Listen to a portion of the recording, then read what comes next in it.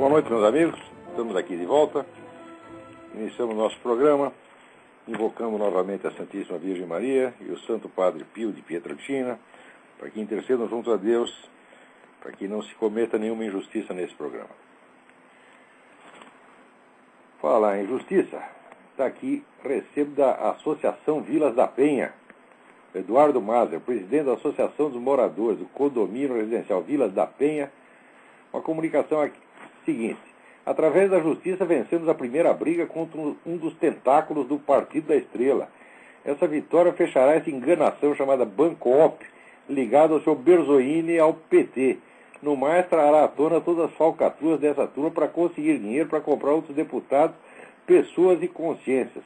Aqui inicia-se uma verdadeira revolução nesse país. Inicia a revolução dos homens honestos e íntegros em busca de justiça e cidadania. Muito bem, Sr. Eduardo Mazer, é assim que se faz. Eu sempre achei que a justiça é um dos recursos mais formidáveis à disposição do cidadão. Às vezes não adianta você ficar falando, berrando, você tem que agir. E o instrumento normal de ação, numa democracia, só tem dois, na verdade. Ou você vai pela militância política ou você vai pela justiça. A militância política requer muito dinheiro, a justiça requer um pouco menos. Então, é o recurso do cidadão. Parabéns, Eduardo Mazer, parabéns, moradores do Condomínio Residencial Vilas da Penha. Também aqui outra carta notável que eu recebi aqui, do Alexandre Ribeiro. Caro Sr. Olavo, peço umas informações se as tiver. Existe algum serviço de recrutamento de estrangeiros para lutar pelo governo da Colômbia ou de Israel? Não sei se vier ao caso dizer, mas avaliando-me, entendo que não me resta outra maneira de servir o que é bom, a não ser como soldado. Alexandre, eu não sei responder a sua pergunta, mas você está de parabéns. É um negócio fabuloso.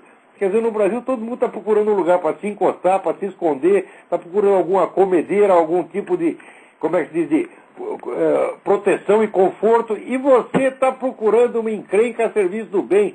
Eu vou pesquisar esse negócio para você, Alexandre, não garanto que vai conseguir, mas tinha que ler a sua carta aqui, porque, olha, aí um brasileiro notável, Alexandre Ribeiro. Né? Aqui também, bom, tem uma carta aqui do Felipe Davi, que é muito importante essa carta, eu vou ler depois, mas primeiro eu quero comentar esse negócio. O senhor presidente da República disse que o prêmio Urso de Ouro, dado ao filme Tropa de Elite, vai projetar outro Brasil. Olha aqui, vai projetar os problemas do Brasil, mas também vai projetar as eficiências, vai mostrar para todo mundo que o Brasil não é apenas um país com lado ruim. O Brasil tem coisas ruins, o Brasil tem coisas boas, como qualquer país do mundo. Fala, bom, não é bem assim, né, senhor presidente? Primeiro, o filme é muito bem feito, ninguém nega, mas o filme só mostra merda, tá certo?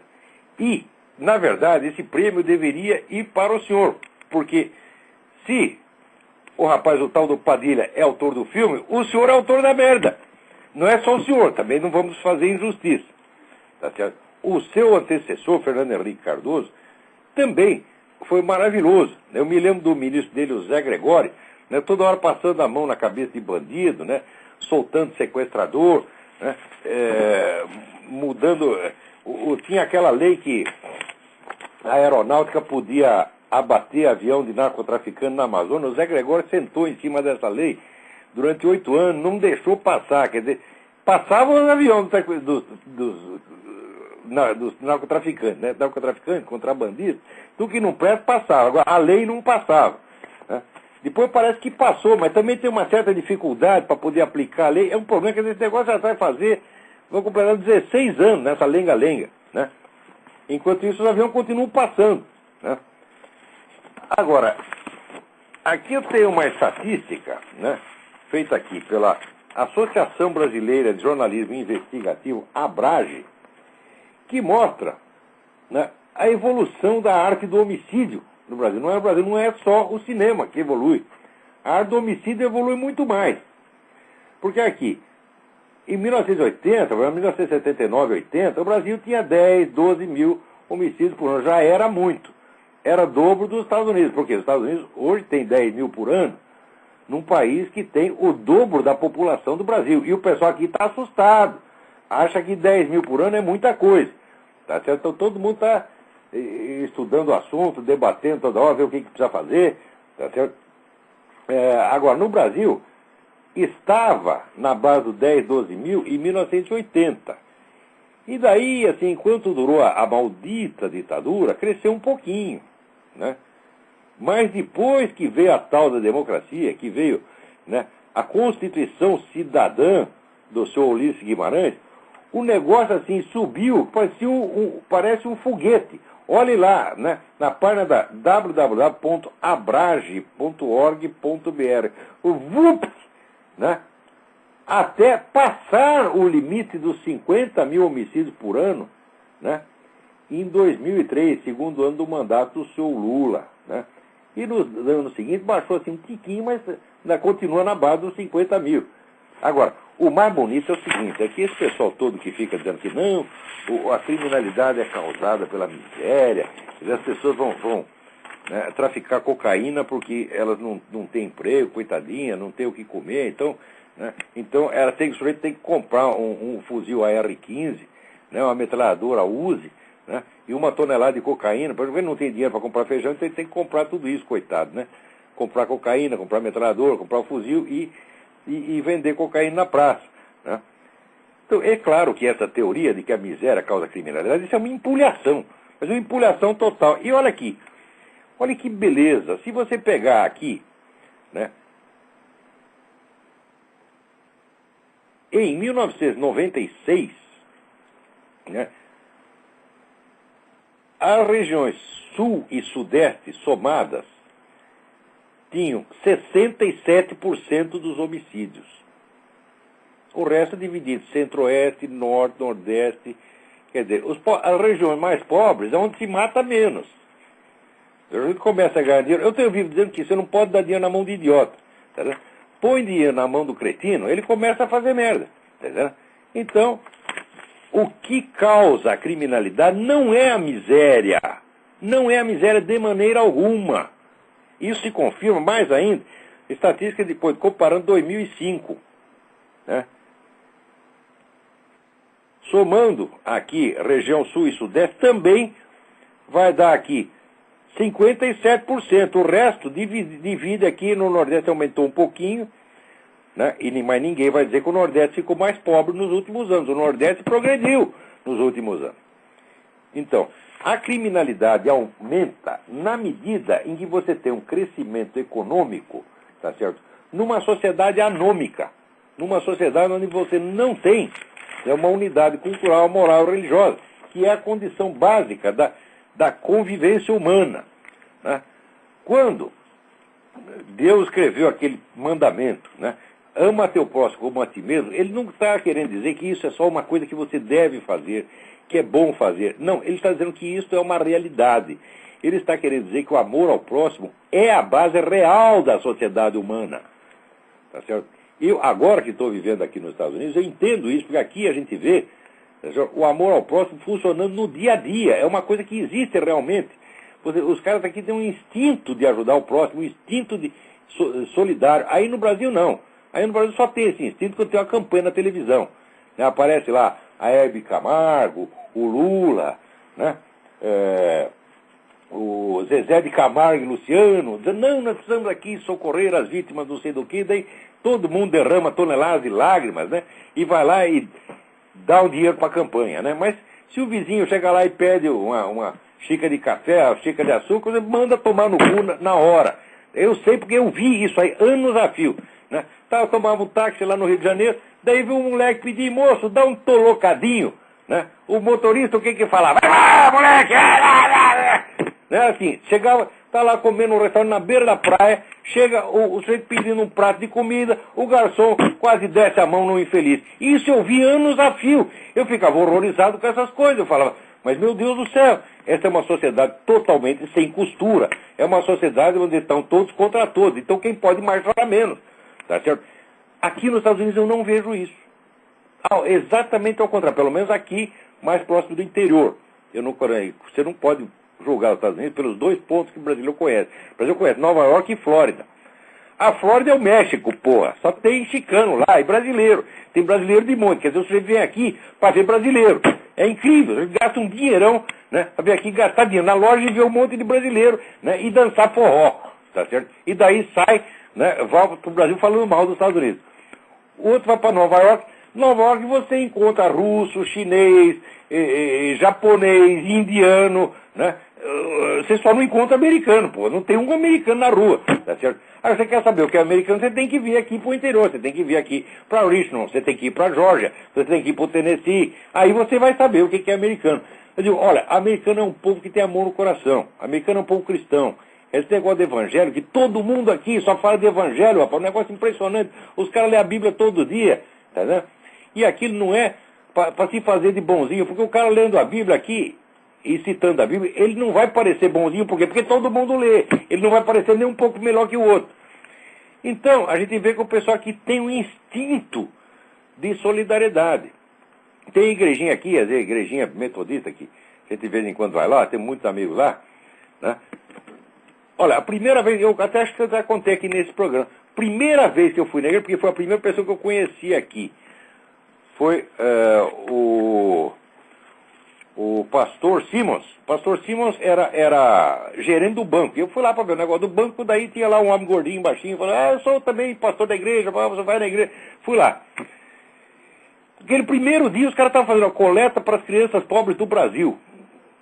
Você imagina aqui, isso aqui é periferia de Richmond, é uma vilinha, né, da periferia de Richmond.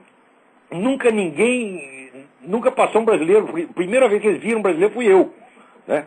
Nem sabia o que era, não sabia distinguir se aquilo era gente, se era extraterrestre, que coisa que era. Estavam lá fazendo campanha para as crianças do Brasil, tá certo? Eu vejo aqui, toda semana, eles têm lá um negócio chamado Oportunidades para Servir. E metade da igreja vai lá para costurar roupinha para criança pobre, vai fazer comidinha para os desabrigados. Eles passam metade da semana fazendo isso. Você não encontra um velho desocupado aqui. As velhinhas aqui, todas as velhinhas, tá certo? Dão o tempo todo dela para trabalho voluntário. É uma coisa maravilhosa. E é maravilhoso você ver também como essas pessoas se comovem quando elas ouvem falar que alguém teve um problema, né? Ah, teve lá uma inundação lá no Arizona, sei lá, no Rico Park, tá entendendo? As velhinhas aqui ficam chocadas, dizem, não, precisamos fazer alguma coisa. Quer dizer, é um negócio espontâneo, isso aí são centenas de anos, tá certo, de formação moral. É isto que falta no Brasil. O dia que vocês tiverem isto, vocês vão ter o dinheiro também e vão ter ordem social, o número de assassinatos vai baixar. Agora, se acha que a causa de assassinato é miséria, então você quer primeiro encher todo mundo de grana, tá certo?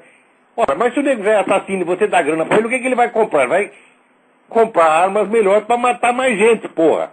Quer dizer, não reconhecer que o problema do homicídio é um problema de ordem moral e achar que é um problema de ordem econômica já é um pensamento absolutamente monstruoso, tá certo? Mas isso aí se disseminou de tal maneira no Brasil, né, que eu, quando desci, fui morar na Romênia é um país 100 vezes mais pobre que o Brasil, tem até leproso na rua. Não tinha violência, não tinha homicídio. Né? Quer dizer, é uma coisa chocante dizer que a miséria causa homicídio. A miséria pode causar o sujeito bater carteira, né? Roubar uma linguiça no mercado para fritar para o filho dele. É isso aí, mas sair matando 50 mil por ano? Ora, porra! Então aqui, né, o prêmio, né, Urso de Ouro, aqui eu suponho para o senhor o prêmio Amigo Urso, para você e para a FHC, e para seus respectivos ministros da Justiça, tá certo? Bom, vamos em frente. Agora tem aqui a carta, peraí, tem alguém aí na linha. Alô? Alô? Sim. Olavo? Eu? Aqui é Eduardo Paiva do Rio de Janeiro, tudo bem? Tudo bem? Tudo bem. Olha só, sobre isso que você está falando aí da violência e tudo, eu não sei, eu tinha uma opinião um pouco diferente. Eu acho que a violência, ela está muito ligada, no Brasil, ela está muito ligada à impunidade. Mas só 2% dos assassinatos no Brasil, eles são punidos. Então, se uma sociedade não pune nem assassino, como é que Olha, você tem razão, mas a impunidade é um fator multiplicador, ela não é a causa inicial. É? Quer dizer, eu, por exemplo, o fato de não haver punição, vou fazer uma pergunta para você. Se você estrangular o seu vizinho, você não vai ser punido. Por causa disso você vai estrangular? Claro que não. Quer dizer, a impunidade em si não causa o crime, ela facilita. Então, se houver já um estado de decomposição moral, de anomia, como se chama, anomia quer dizer falta de normas universalmente reconhecidas pela população. Num estado de anomia, mais impunidade, fala, bom, aí juntou a fome com a vontade de comer. Quer dizer, os dois fatores existem, você tem razão. Concordo. É a sociedade que cultua a malandragem, a esperteza, né? Então, por isso que eu acho complicado você ser uma pessoa que ajuda os outros no Brasil, porque você acaba passando por otário. Mas é isso mesmo, Eduardo, é isso mesmo. Olha, eu sou um homem de 60 anos, eu não nasci ontem. Toda vez que eu vi alguém querendo fazer uma coisa boa e de boa intenção, o pessoal maliciava e ria. Você não pode ser bom no Brasil, é proibido ser bom. Você tem que ser malicioso, tem que ser mentiroso, tem que ser filha da puta. Quer dizer, o problema no Brasil começa na educação doméstica. As mães ensinam as filhas, né, a manipular o marido, o pai ensina o filho a enganar a mulher. Você está entendendo? É assim, porra. Mas, olha só, é uma sociedade baseada no ódio mútuo e na inveja. Se você um dia tiver oportunidade, Santo Agostinho escreveu páginas imortais sobre a sociedade humana, e ele mostra ali que o amor é a base da sociedade humana, a base verdadeira, não é a base ideal. Sem o amor ao próximo não existe a sociedade humana. Concordo. Agora, olha só um caso prático. Eu emprestei o dinheiro para um amigo meu, aí foi passando o tempo, o cara nada. E todo dia, enquanto o cara na rua, o cara bebendo, o cara fazendo... E quer dizer... Tá ruim, hein? Como é que você pode ser um cara solidário numa situação dessa? É impossível. Não, aí é o seguinte, para superar essas coisas, você tem que ser um pouco santo, porque você vai ter que ter uma paciência fora do comum. O número de sujeito que já aprontou cachorrada comigo, não dá para contar. Você tá entendendo? Então, sabe o que a gente faz? Segue o conselho do Evangelho. Você reze por eles. É verdade. Reze para a pessoa descobrir um caminho melhor. Quer dizer, você vai ter que devolver o mal com o bem. Não tem outro jeito. Olha, Olavo, eu acho... Pô, eu apoio as pessoas que ajudam as outras. Eu acho que é por aí mesmo. Agora, eu só consigo ajudar instituições que eu vejo assim fora do Brasil. Olha, vou te dar uma sugestão. Não ajude instituição nenhuma. Eu não colaboro, no Brasil não colaboro para campanha nenhuma de merda nenhuma. Eu dava dinheiro pro pobre na rua. O sujeito vinha, pedia R$2, eu dava 20. E dou com prazer. Por quê? Porque eu sei que se o sujeito for beber, ele vai beber a pinga dele, tá entendendo? Com o dinheiro que eu dei para ele, que importante é dele. Ele tem todo o direito de beber a pinga dele, porque eu dei o dinheiro para ele para isso. Agora, se você contribui para a campanha, isso aí vai terminar no bolso de deputado, tá entendendo? Vai terminar no bolso de canalha, filho da puta, aproveitador rico. Então não colabora campanha nenhuma, esmola direto. Né? Olavo, não tem uma criança na rua no Brasil que não esteja sendo explorada por um adulto.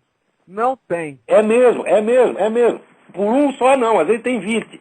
Mas, Eduardo, tem que passar adiante que tem mais gente na fila aqui. Obrigado pela sua colaboração. Abraço. Eu peço aqui, as pessoas que telefonam, por favor, sejam rápidas, porque tem gente na fila e tem um monte de assunto. Comecei aqui, é tanto atropelo que até esqueci um aviso importante. Atenção, dia 4 de março, terça-feira, 4 de março próximo, terça-feira, às 20 horas, haverá o lançamento dos livros do filósofo germano-americano Eric Voegelin, Reflexões Autobiográficas e Hitler e os Alemães. Isso será na Realizações, na Rua França Pinto, 498, São Paulo. Informações pelo telefone 55725363. 55725363 é 011, isso aí, São Paulo. E, na ocasião, haverá duas palestras. Uma palestra do professor Mendo Castro Henriques, que é professor da Filosofia na Universidade Católica de Lisboa e autor de um livro importantíssimo sobre Eric Voegelin, a filosofia civil de Eric Voegelin, E outra palestra de um tal de Olavo de Carvalho, autor da mais impressionante sequência de palavrões do rádio brasileiro, depois do grande e inimitável Luiz Carlos Alborguete. Vamos lá. Tem outro telefonema aí. Importante. Alô? Alô? Alô, não estou ouvindo nada. Tá ruim essa ligação. Alô? E tá ruim, desliga, liga de novo. Não ouve coisa nenhuma. Desliga aí, liga de novo, por favor. Ficou muito ruim. E também quero lembrar vocês, de novo, o curso de Filosofia Política que eu vou dar aqui em Colonel Heights, na segunda metade de abril. Informações pelo telefone 041-3262-0100 ou 9974-4443, com o senhor Eduí. Agora, aqui tem uma carta muito importante do Felipe Davi. Eu queria dar uma atenção especial a essa carta. Ele diz: no seu último Blog Talk Radio, de 11 de fevereiro, você disse que as pessoas do Opus Dei são covardes por ficarem trancadas rezando e não terem feito declarações apoiando quando você denunciava o Foro de São Paulo. Queria entender melhor isso. Você disse que ficou sabendo do Foro por meio de uma pessoa pertencente à obra. Ele não conta? Também era covarde? Muito bem, então vou responder essa parte, depois eu leio o resto e vou responder. Eu fiquei sabendo do Foro por intermédio do meu falecido amigo, Dr. José Carlos Graça Wagner, que foi o primeiro sujeito que investigou isso em profundidade. Ele tinha um quarto da casa dele cheio de documentação sobre o Foro de São Paulo. E foi justamente com essa experiência que eu fiquei mal impressionado, não com o Opus Dei em geral. Tenho o maior respeito pelo Opus Dei, acho uma coisa magnífica, foi uma coisa fundada por um homem santo, tá certo? Eu jamais falaria mal da Opus Dei enquanto tal. Eu posso falar mal da conduta, tá certo? De alguns dirigentes ou representantes, nem sei de todos, mas pessoas que publicamente representam a Opus Dei no Brasil, tá certo? Eu não acho que elas estão fazendo coisa errada, eu acho que elas estão fazendo pouca coisa certa, tá certo? E comecei a achar isso justamente graças a esse fato, vamos dizer, dessa experiência que eu tive com o Dr. Graça Wagner. Porque esse homem, durante 10 anos, pesquisou e descobriu tudo sobre o Foro de São Paulo, tá certo? E ele queria escrever um livro sobre isso e queria divulgar a coisa. Ele não teve ajuda nenhuma de ninguém. A partir do momento que ele deu uma entrevista a respeito no Diário Las Américas, aqui em Miami, falando do Foro de São Paulo, da conexão possível entre o Foro de São Paulo e o tal do Diálogo Interamericano, que é o think tank do Partido Democrata, a vida dele virou caos, tá certo? Houve uma montanha de processos. Ele era um homem rico, perdeu tudo que tinha, ficou na merda total, tá certo? E o tempo todo dele, a advocacia, o escritório da advocacia dele tinha um cliente único que era ele mesmo, tá certo? Então ficava o tempo todo se defendendo de processo, ele já era velho, ele e a mulher, os dois velhinhos, foram ficando doente, pum, morreu. Tá certo? Ora, o material que ele tinha já era suficiente para que se divulgasse tudo sobre o Foro de São Paulo em 1995. Ele me pediu a minha ajuda, tá certo? Numa época eu estava viajando para a Romênia, então eu não podia fazer um livro com ele. Mas eu acreditava que, com o círculo de relações que ele tinha, inclusive não Opus Dei, alguém aí iria ajudar e que aquilo em breve seria divulgado. Nada. Silêncio total. Quer dizer, como é que permite, como é que deixa um homem desse sozinho? José Carlos Graça Wagner foi um herói nacional. É um sujeito maravilhoso. Tá certo?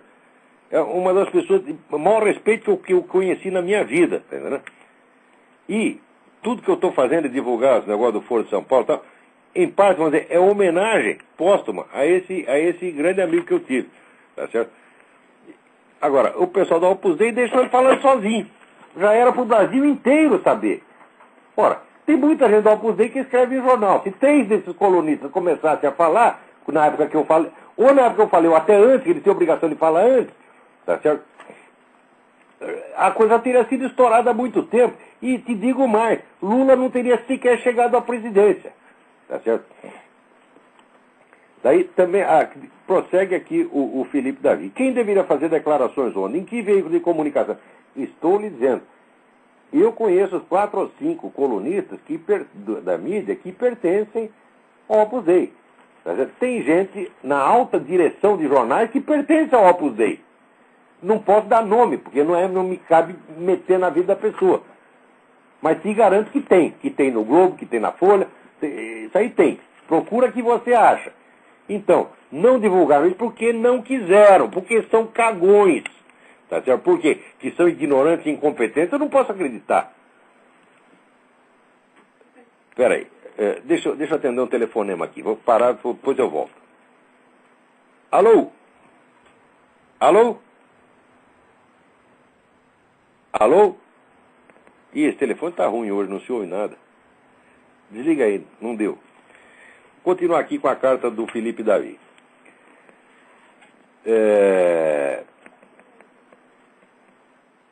Ele pergunta assim: os cristãos devem sair por aí mimetizando o Olavo de Carvalho, chamando todos os esquerdistas de filho da puta. Olha, até que não seria má ideia. Ou deve tentar converter os filhos da puta. Falaram: meu filho, converter não adianta nada. Não adianta nada. O sujeito vai lá na igreja, confessa, comunga, vai na missa e continua fazendo a mesma merda. Você não sabe. Você nunca ouviu falar em Frei Beto? Nunca ouviu falar em Leonardo Boff? Olha, o mentor, tá certo? O PT nasceu de dentro da Igreja Católica, nasceu da teologia da libertação dentro da Igreja Católica. Quer dizer, botar os negros na Igreja Católica não adianta nada. O problema não é quem você tem que botar dentro da Igreja Católica, o problema é quem você tem que tirar de lá de dentro. O que está faltando não são conversões, são excomunhões. Você está entendendo? Botar um monte de gente para fora. Tá certo? Porque senão isso vira um bordel como já virou. Ora, se você estudar o problema, vamos dizer, da penetração da KGB dentro da Igreja Católica é uma coisa que remonta aos anos 30 e que deu os seus frutos no Concílio Vaticano II. É uma história de horrores, tá certo? Que é contada pelo historiador espanhol Ricardo de la Cierva no livro Las Puertas del Infierno. Eu considero um dos grandes livros de história da Igreja. Ele escreveu uma trilogia que começa com Las Puertas del Infierno. Tá certo? E ele fala ali também, vamos dizer, do fim da desmoralização da teologia da libertação. Mas desmoralização em que termos? Foi desmoralizado dentro da igreja, tá certo? Mas ninguém foi excomungado. O Leonardo Boff nunca foi excomungado, Frei Beto nunca foi excomungado, saíram porque quiseram. Excomunhão foi só para aqueles bispos conservadores, aqueles bispos de Campos, só para o Monsenhor Lefebvre, que era um homem santo, tá certo? Que nunca fez nada por causa de um ato de desobediência, foram excomungados. Agora esses camaradas vivem, tá certo? Traindo a igreja o tempo todo, vendendo a igreja para o inimigo, e nunca são excomungados. No máximo, chama lá em Roma, passa um pito assim: ah, meu filho, você modera um pouco, né? O próprio Papa atual, tenho grande admiração pelo Papa atual, mas ele, quando era cardeal Ratzinger, ele fez muita merda, fez muita merda. E uma delas é a seguinte: chamava o pessoal da teologia da libertação e passava pito paternal, pedia um silêncio obsequioso. E silêncio obsequioso, porra? Quer dizer, o decreto papal não é muito claro, o decreto de Pio XII e João XXIII não é muito claro, colaborou com o regime, o Partido Comunista, você está fora, está excomungado automaticamente? Ora, agora, se o cardeal se recusa, vamos dizer, a cumprir o decreto papal, também está em erro ele. Quer dizer, é excessiva a tolerância para com essa comunistada e uma intolerância de ferro para aqueles cujo único erro foi seguir a tradição da igreja. Olha, eu não pertenço a nenhum desses grupos conservadores, nem sede vacantista, nem coisa nenhuma, tá certo? E vou confessar para vocês, às vezes eu acho que a conversa deles é uma chatice, você está entendendo? Mas eu não vi que nenhum deles fez nada de mal. E ao contrário, nesse meio eu conheci pessoas santas, que nem o falecido doutor Júlio Fleshman. Um sujeito notável, que era um camarada judeu que se converteu ao catolicismo, e foi uma coisa incrível, porque ele entrou na Igreja Católica e a Igreja Católica sumiu no dia seguinte. Então ficou ele lá defendendo a tradição da qual ele tinha sido o último a entrar, que de certo modo cumprindo a profecia que os últimos serão os primeiros. Tá certo? Então, conheci muita gente santa nesse meio, tá ligado? Então, o que tem de fazer é o seguinte: se você tem autoridade, excomungue os fulanos. Se não tem, pelo menos xingue-os. No mínimo. Vamos lá. Tem alguém na linha aí? Santa nesse mérito, né? Alô? Quem é? O que tem de fazer é o seguinte. Se você tem autoridade, excomungue os fulanos. Alô, vem o telefonema aí e aparece a minha voz reproduzindo lá. Assim não dá. Quer dizer, você quando liga para cá, você tem que baixar o volume do seu computador. Senão vai aparecer, as vozes vão se multiplicar e isso vai virar uma meleca sonora. Mas aqui continua o Felipe Davi. Essa carta é muito importante, eu gostei da carta. Mas você não acha que do jeito que você fala, o sujeito para cair em si precisaria ser uma das pessoas mais humildes da face da terra para admitir que é um merdinha? Olha, eu não sei, eu me inspirei no meu amigo, né? Tem um amigo chamado Otto, quando era jovem, que ele, quando brigava com alguém, ele batia no sujeito e falava assim, confessa que é um bosta. E continuava batendo. Olha, todos sempre confessaram, nunca falhou. Você tá entendendo? Então, isso aí deve funcionar. Outra coisa, o problema desses caras não está no nível da crença, das ideias. Está no nível do orgulho pessoal, psicótico. Porque eles acham que são santos, eles acham que são maravilhosos, eles são dignos da admiração universal. Se você começa a conversar com eles, né, na base de passar a mão na cabeça e ser bonzinho, você está confirmando os camaradas da sua loucura. Você tem que acordar os caras da loucura, mostrar que eles não são nada. Você tem que humilhá-los. Não tem outro jeito. É a única maneira de você quebrar o orgulho do sujeito é você humilhá-lo. Então qual é a maneira de humilhar? Você mostrar para ele que você não o respeita de maneira alguma. Que nem eu fiz lá no Rio Grande com o senador Henrique Fontana, dizendo, o senhor está desrespeitando o nosso governador. Eu falei, mas eu não o respeito mesmo. O sujeito diz que é campeão de masturbação e quer que eu o respeite, quer que eu lhe dê uma taça. Que porcaria é essa?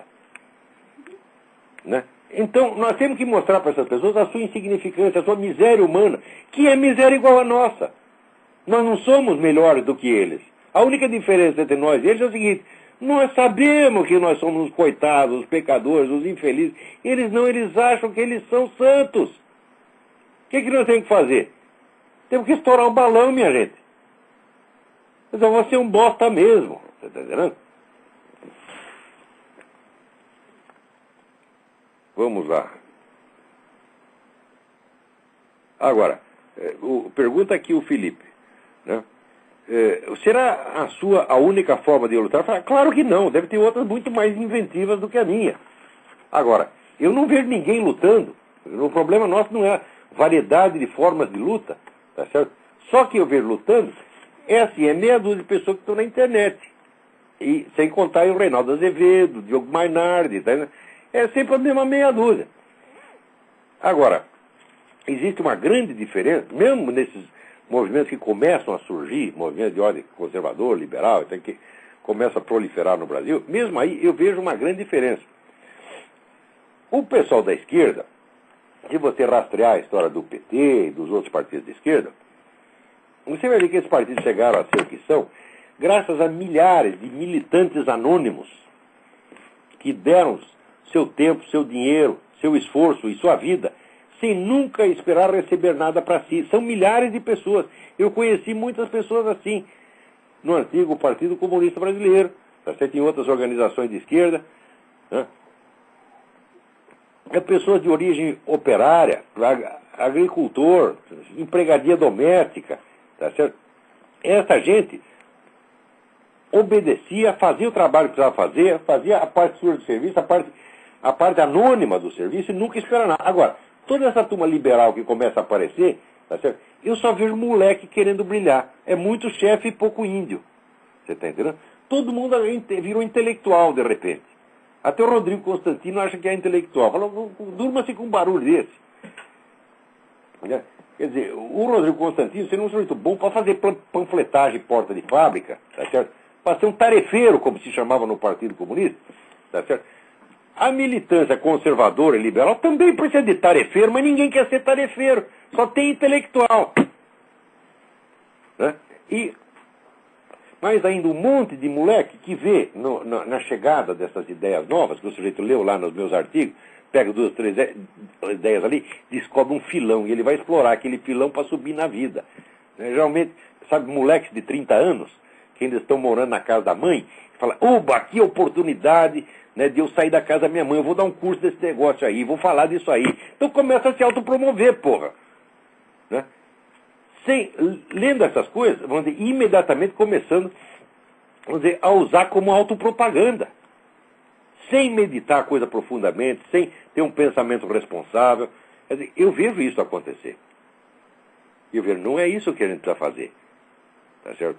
No mínimo, veja, a causa conservadora e liberal, ela é moralmente superior à do socialismo. Por quê? Porque ela não é uma mentira. Tá certo? Mas as pessoas que estão envolvidas, tá certo, não são necessariamente melhores. E, na verdade, se você comparar, são muito piores. Porque hoje você pode ver muita gente do PT enchendo os bolsos de dinheiro, né? A turma do MST, né? Nadando de verba pública, etc. Mas durante 40 anos esse pessoal se esforçou sem esperar nada. Eu conheço muita gente que, acreditando em socialismo, deu a vida, deu o seu tempo, deu o dinheiro que não tinha. Não tinha o tal do dízimo partidário, que o senhor dava 10%. Né? Essa gente dava dinheiro. Agora, se você pega o pessoal conservador, liberal, empresário, vou contar uma coisa para vocês. Em 1995, 96, eu inventei uma pesquisa, bolei uma pesquisa, fiz um projeto de pesquisa para comprovar por todos os meios científicos existentes a presença do viés esquerdista na mídia nacional. Era uma coisa facílima de comprovar cientificamente pelos mesmos métodos que são usados aqui pelo Media Research Center. Essa aqui é análise semântica do vocabulário e centimetragem. Bastava isso. Tá certo? Só que precisava uma equipe para fazer. E eu não podia fazer pessoalmente. Procurei tudo quanto é jeito, uma verbinha para fazer a pesquisa. Nunca consegui. Né? E também propus uma história, vamos dizer, da Revolução Cultural do Brasil, que também seria uma pesquisa envolvendo várias pessoas. Também não consegui. Depois apareceu o meu projeto do Centro de Estudos Ibn Khaldun, que era um estudo abrangente sobre a estratégia esquerdista no continente, feito por 12 pessoas que eram os maiores estudiosos da área. Tá certo? Houve dinheiro durante um tempo, graças a um abnegado empresário lá do Paraná. Então acabou o dinheiro. Ou um sujeito tentou fazer alguma coisa. Note bem. Agora, e dinheiro para o PT? Né? Sempre sobrou. E dinheiro também para picaretagem liberal, para oba-oba liberal. Eu vejo aparecer aí instituições, institutos, das mesmas pessoas que 5 anos atrás me pediam para parar de falar do Foro de São Paulo. As mesmíssimas pessoas agora estão posando aí de os grandes representantes do movimento liberal. Vocês são, né, representantes, é de vocês mesmos, do seu bolso, da sua vaidade, tá certo? Então, se querem fazer um movimento conservador liberal sério, vamos parar com isso, gente. Tá certo? Então, o Davi tem razão, quer dizer, não é uma coisa de você sair alardeando, não, realmente você tem que se preparar. Mas quando eu critico o silêncio, não é de pessoas jovens, são de homens da minha idade, homens de 50, 60, 70 anos, tá certo? Que deixaram lá o Zé Carlos Graça Wagner na mão, quando ele precisava de ajuda. Quem é? Alô, quem é? Alô? Alô? Olá, aqui é Eduardo. Eduardo, oi. Olha só, Eduardo ou outro? qual é a tua leitura sobre a independência do Kosovo e a relação dos países em relação a essa independência? O governo brasileiro já analisei uma nota dizendo que foi em cima do mundo, nenhum palpite que vale a pena de ser ouvido. A minha opinião aí vale tanto quanto qualquer outro. Quando eu estudei o assunto, eu digo, olha, eu conheço e vou opinar com autoridade. Agora, se eu não conheço, esse assunto é complicado e requer um estudo específico. Eu não fiz esse estudo. Então, tá você vai me dispensar dessa. Tá legal, então um abraço. Um abraço, obrigado. Tem mais alguém aí na linha? Vamos lá. Alô? Alô? Alô? Oi, esse telefone é um agente petista infiltrado. Não se ouve nada. Desliga, liga de novo. Falhou. Não se ouve nada. Nada. Você parece um tigre rosnando. É tudo o que eu escuto daí. Agora, eu queria ler uma carta aqui que eu recebi também. Então, Felipe Davi, lamento a minha resposta ser tão sumária, mas é o que deu para fazer aqui, né? Mas acho que você entendeu o meu negócio. É claro que os jovens têm que ficar quietos e estudar. Agora, o homem maduro, 40, 50, 60, tem que sair para briga, né? Agora aqui, Padre Eduardo, aqui. Querido Olavo de Carvalho, Padre José Eduardo, envio-lhe uma das manifestações vergonhosas católicas pelo direito de decidir. A cegueira pertinaz dessas senhoras, se é que merece esse nome, é realmente doentia. Talvez devesse lembrar, como bem recordou o Papa Bento XVI na última semana, que o inferno existe e não está vazio. Não está não, está cheinho. Né? Está cheinho de que eles já estão requerendo lá um pedaço da Amazônia, para caber mais um pouco lá. Então, ele me manda aqui um documento dessas senhoras que elas insistem com esta coisa de dizer que são católicas. Olha, o sujeito pode se declarar católico por intenção, né? Então, embora não frequente a igreja, né? Não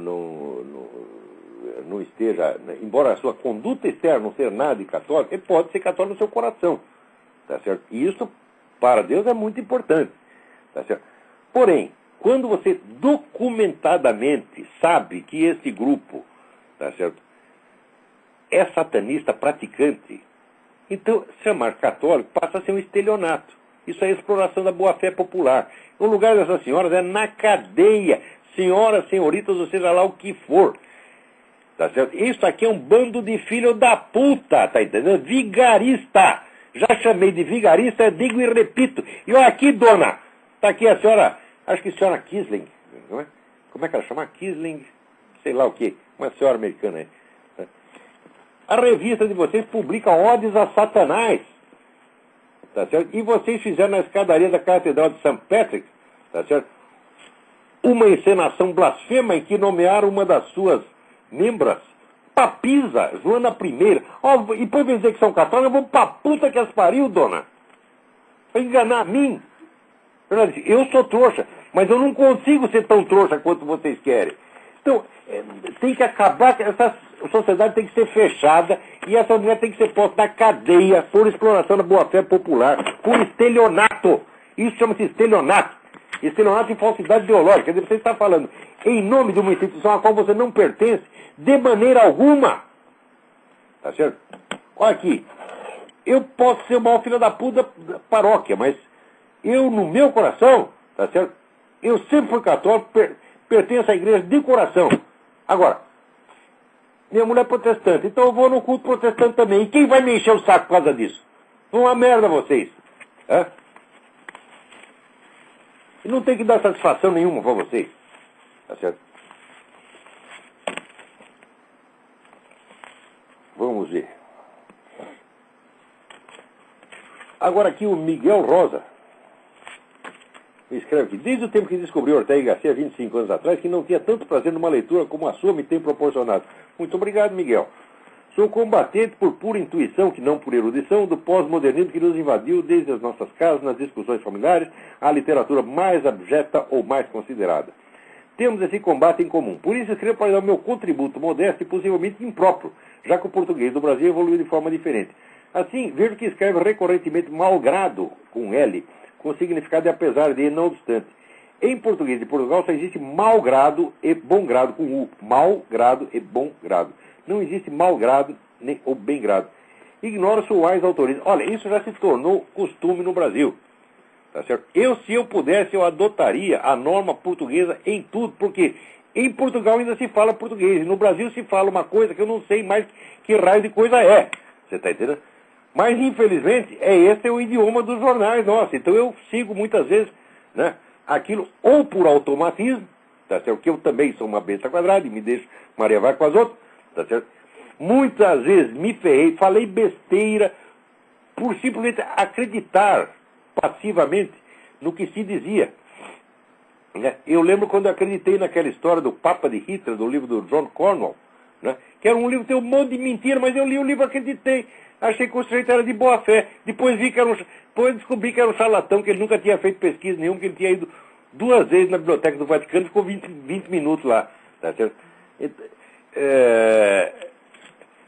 Também, né, aquele tal do Júlio Chiavenato, que fez aquela pesquisa sobre a Guerra do Paraguai, falava horrores do governo imperial do Brasil, horrores. Eu li aquilo, fiquei impressionadinho, de cabelo em pé, acreditei naquela merda toda. Daí apareceu um outro historiador que fez o livro, esqueci o nome do outro historiador, o livro chamado Maldita Guerra, em que ele fazia o reexame de cada coisa, a afirmação do Chiavenato, e era tudo furado, tudo mentira, tudo propaganda. Então, olha, a gente não pode acreditar na maioria jamais, sobretudo quando a maioria está infectada dessas ideias esquerdistas e tal.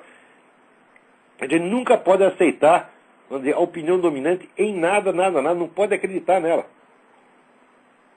Eu vejo, no capítulo final do meu livro, Jardim das Aflições, eu vejo que eu ainda estava impregnado de uma visão brasileira, preconceituosa a respeito dos Estados Unidos. Metade da realidade americana eu ignorava. Por quê? Porque não se falava dela no Brasil.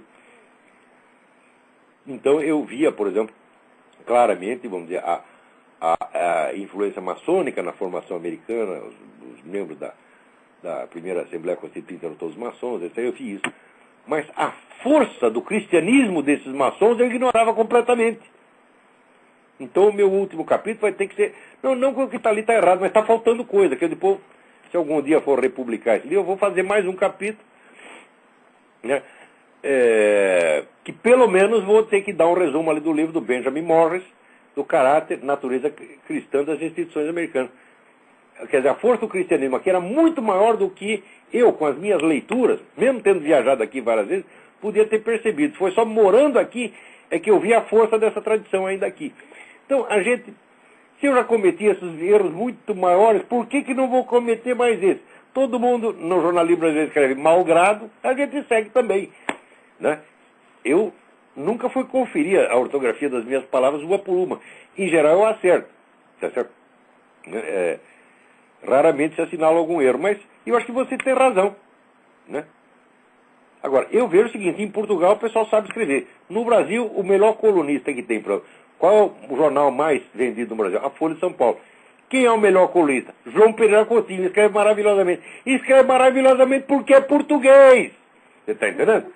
Porque se fosse brasileiro já estava fazendo merda. Porque a literatura no Brasil acabou.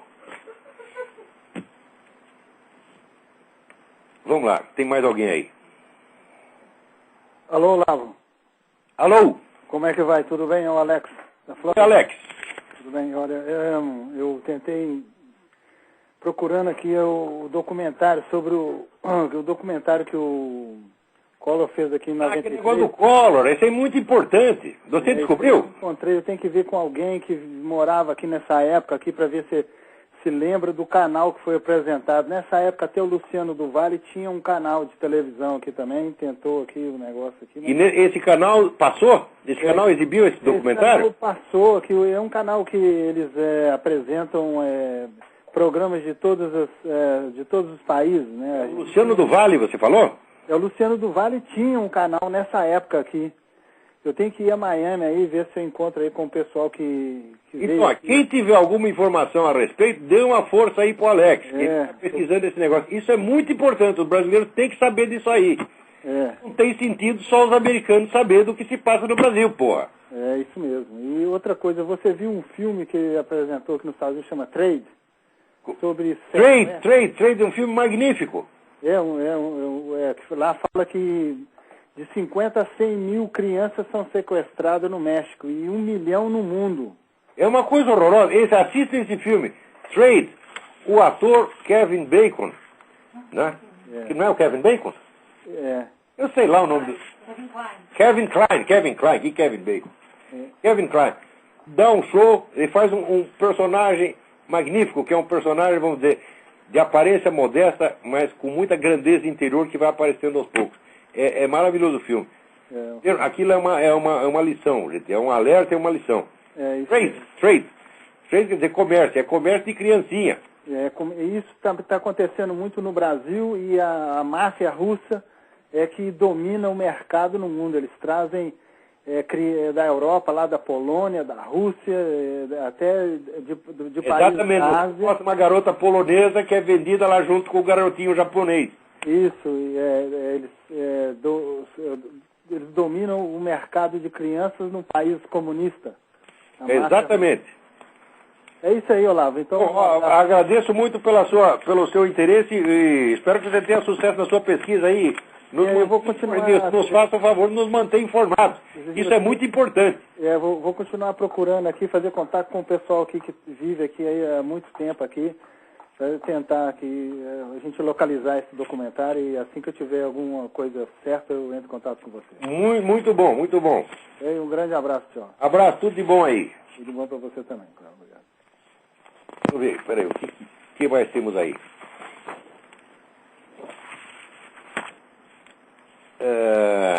Olha aqui, o Cassiano me manda aqui um lembrete muito importante, em que ele fala de um discurso de Lenin, de 29 de junho de 1913, em que o Lenin, né, fala do aborto, e diz que o aborto é um dos sinais da decadência capitalista. Você vê como é que é esse pessoal revolucionário, né? Eles usam tudo. Quer dizer, é por isso que eu digo que você não pode captar a natureza da ideologia revolucionária só pelo conteúdo, né, efetivo do que eles dizem. Você precisa pegar a forma de raciocínio e a estratégia de raciocínio que está por trás. Tá certo? Por quê? Você vai encontrar o comunismo vai ser ora abortista, ora anti-abortista, conforme lhe convenha. Assim como o comunismo não é nem a favor da violência, nem contra a violência. Ele não é a favor do roubo, nem contra o roubo. Tá certo? Ele pode roubar ou pode denunciar o roubo conforme lhe interesse. O movimento revolucionário não é só comunista, atenção, porque o movimento revolucionário começa muito antes do comunismo e se prolonga para além do comunismo. Hoje você tem uma forma, como disse o Papa, esse materialismo militante, esse anticristianismo militante que tem hoje aqui, é pior até do que o comunismo. Tá certo? Então, o movimento revolucionário, ele se aproveita de tudo. Quando ele vê que tem um tipo de crime que ele não está praticando no momento e que não lhe interessa, então ele acusa, né, o adversário. Agora, se aquele crime passa a lhe interessar, ele comete aquilo e continua acusando o adversário. É sempre assim. Quer dizer, esses caras são absolutamente onipotentes, eles estão por cima de tudo. Eles não têm compromisso nenhum com o que eles mesmos dizem.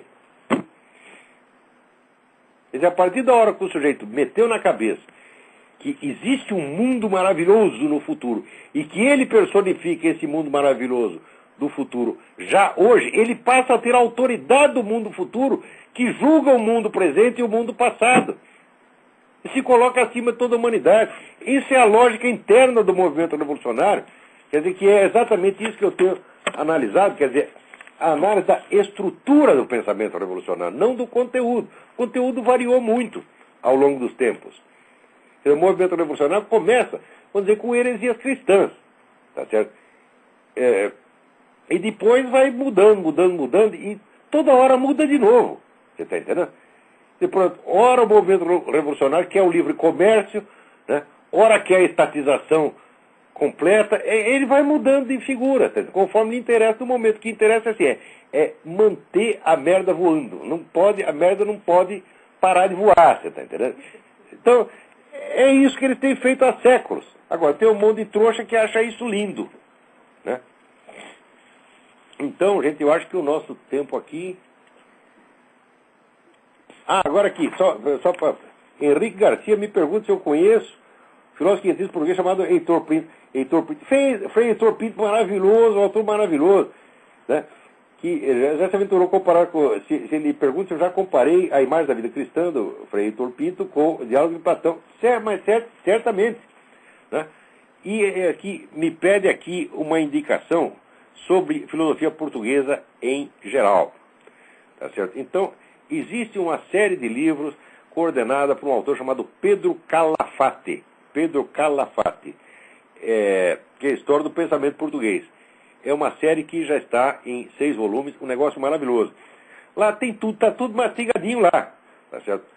Agora, quando for estudar essas coisas, claro que no quinhentismo ali tem muitos personagens interessantes, como o próprio Frei Heitor Pinto. Mais recentemente tem um gênio da filosofia chamado Leonardo Coimbra. Não jamais podemos esquecer de Leonardo Coimbra, tá certo? E quer dizer, tem muitas pessoas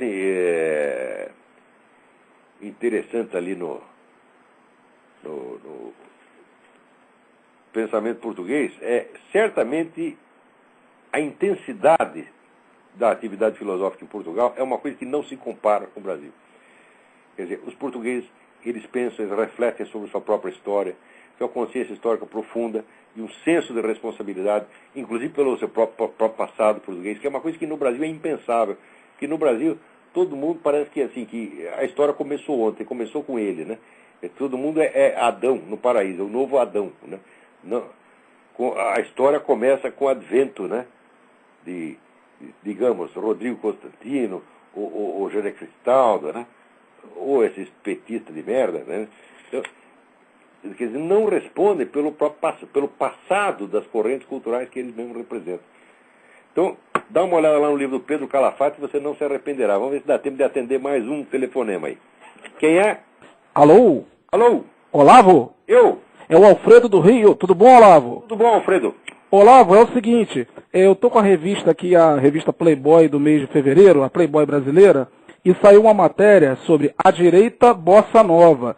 Então essa matéria, Olavo, é o seguinte, ela mostra que são filhos de velhos políticos brasileiros, né? O Rodrigo Maia, filho do César Maia, o Paulo Bornhausen, filho do senador Bornhausen, do PFL, né?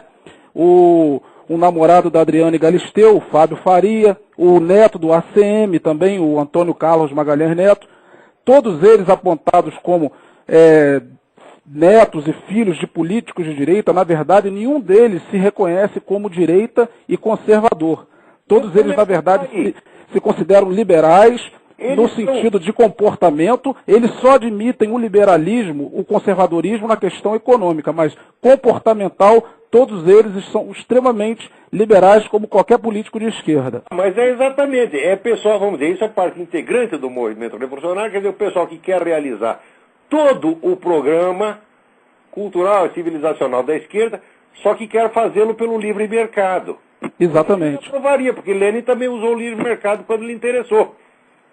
Exatamente, Olavo. Então, quer dizer, nós não temos direita, representante de direita e conservador na nossa política brasileira, Olavo. Infelizmente. Aí é que tá. O pessoal quer conservar apenas a sua posição social. O filho, revista Playboy do mês de fevereiro brasileira, você vai ver a declaração do Paulo Bornhausen, do filho do César Maia. Nós estamos a pé mesmo, Olavo. Estamos mesmo abandonados em representação política brasileira. A luta mesmo vai ser feita mesmo na internet e Tem que começar pela luta cultural e moral. Cultural, moral e religiosa. Ok. Não é no campo político ainda. No futuro será político, mas agora não. Olavo, foi um prazer te conhecer. Como o meu amigo Andrei Pleixo. Andrei Pleixo é um filósofo. O mais importante filósofo romeno. Ele era ministro das Relações Exteriores da Romênia. Uma vez ele chegou para mim, puxou num canto e disse: olha aqui, nós temos que restaurar o movimento conservador com a ressalva de que não há mais nada para conservar. Pois é, exatamente. Olavo, eu tenho aprendido muito com você nesses últimos alguns anos, há uns 3 anos para cá. É um prazer te conhecer, viu? O prazer é todo meu. Muito eu estou ligando, na verdade, do meu telefone fixo da minha residência, porque eu tentei ligar aqui de um sistema VoIP que não consegui falar com você. Era aquela ligação que você falou, deve ser um telefone, uma infiltração de algum petista, né? Mas não sou petista. Parecia um tigre, rapaz. Mas semana que vem eu vou tentar melhorar aquela ligação VoIP, mas eu estou ligando aqui do meu fixo aqui. Eu precisava falar com você. Obrigado. Um prazer e muito prazer mesmo. Um abraço. Eu peço desculpas a todos cujos e-mails não foram lidos e comentados, a todos que não conseguiram falar. A gente está fazendo o que pode, gente. Vamos continuar nos esforçando. Vamos ver o que dá. Então, muito obrigado a todos e até a semana que vem.